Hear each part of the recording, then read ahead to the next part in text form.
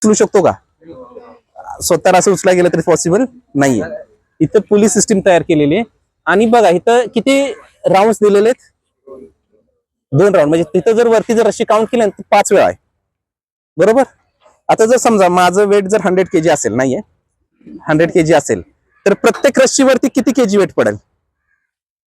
20-20 kilo. Okay, याला police system म्हणतात. अजून पोलीस सिस्टीम त्या साईडने आपल्याला चांगल्या पद्धतीने अंडरस्टँड करायची.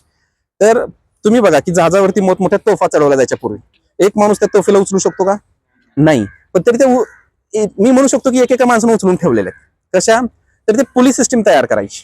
आता तोफ जर समजा 1000 kg ची असेल आणि जर असे रोटेशन जर समजा त्यांनी 50 वेळा दिले तर त्या तोफेचं वेट 20 किलो होणार आहे. आणि ते 20 किलो वेट उचलू शकतो आपण. तसं जर मी जर बघितलं तर इथे एकच राऊंड दिला असता ना तर मला स्वतःला उचलणं खूप डिफिकल्ट होतं.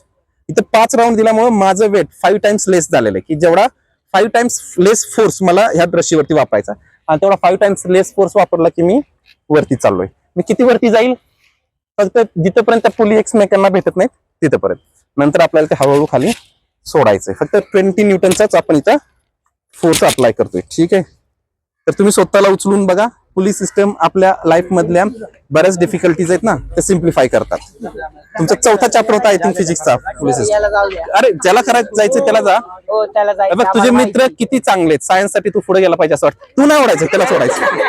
हळूहळू ओढ आणि हळूहळू सोड. हा चाल, माहिती त्याला जायचं. ढगात चालला बरं का. हळूहळू सोड, हळूहळू सोड, एकदम नको सोड. आपण हा चला करून बघा. ते म्हणत असं धोका दिला राव तुम्ही.